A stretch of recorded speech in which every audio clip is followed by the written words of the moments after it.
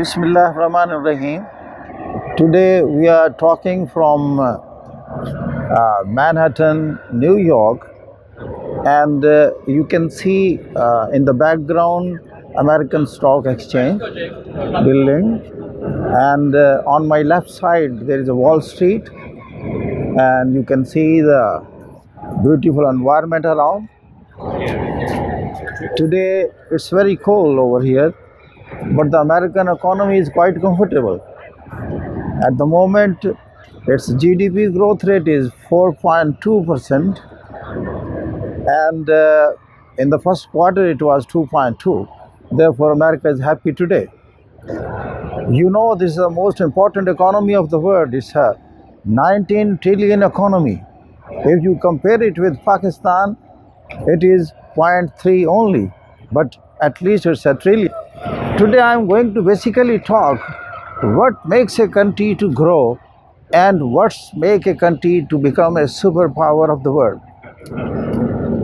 I will touch one important factor and segment of the human behavior, that is the protest power. I believe there are so many other things which are so much instrumental and real driving force behind pushing this economy forward. That is the protest power of the people. How it happened in United States. You know, there was the students who know a little bit history of United States, how the independence movement started basically. It was Boston Party. That Boston Tea Party took place in 1773.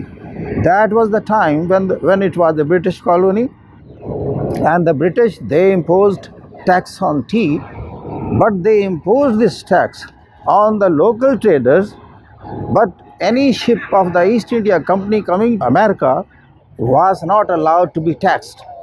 Therefore, the people of United States, they protested against that. At the time, it was not United States, it was America. Ultimately, when the ship carrying East India Company tea reached Boston port, the protesters went into the ship and they took hold of the around 342 chests of the tea, which was around 45 tons. They just threw it into the sea, and then the British, they took very harsh steps against them, and ultimately a movement for independence of United States or America, you can say, started from 1773 onward. Same incident also took place in 1774, and ultimately it was 4th July 1776. United States emerged as an independent state on this planet. Then the most important incident was Civil War of United States. It was the Abraham Lincoln days, when southern states of the United States, where the blacks were working as slaves, there was a movement for their abolishment of the ending of the slavery over there. The northern states were in favor of abolishing slavery from the United States, but the southern part of the United States, they were not in favor of that, for the reason that maximum number of slaves were there in the southern states. They bought them, they were their property, and they never wanted to lose them. And that was the basis of civil war in United States. And this war went on continuously for around 4 years. And the credit goes to Abraham Lincoln, who was anti-slavery. Ultimately, he won the war. For all the times slavery was abolished. But still the segregation, still the discrimination against the blacks were going on. And there was a segregation laws also. In the buses, there was 2 parts of the bus. One section was for the blacks and the other section was for the white. If the white is filled up, then there was a law that the blacks have to vacate their seat in favor of white. Once it happened that there was a lady named Rosa Parks. She was black and sitting on her seat, and the white section was filled up, and there was a white gentleman, and he was supposed to get that seat, and the driver asked the lady, Rosa Parks, you please vacate the seat for the white according to the law of the United States. And that was the first refusal. She said, I'm not going to vacate the seat. He can sit beside me because my side seat is vacant.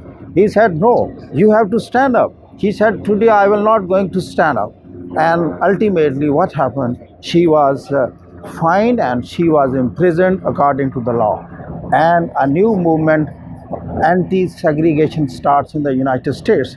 That movement was encouraged and further moved by Martin Luther King Jr. After 348 days, Supreme Court of United States ended that segregation law. And since that time, now United States law prohibits all kinds of segregation, all kinds of discrimination with respect to caste, color and creed. How this happened basically? When you look into the causes, you see from where that courage came in that lady. That was the result of the education system of the United States, because it teaches you basically the freedom of speech. The freedom of speech brings lot of creativity. It brings courage. It brings courage to fight for your rights, and it gives you the awareness, the duties, the responsibility of those who are at the helm of affairs. And this is the point, and this is the thing which is lacking in the developing world and in the third world countries.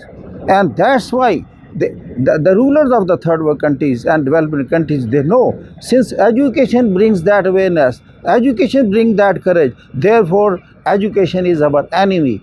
And that is the reason they don't keep education as a priority point of their governance. Thank you very much. God bless you.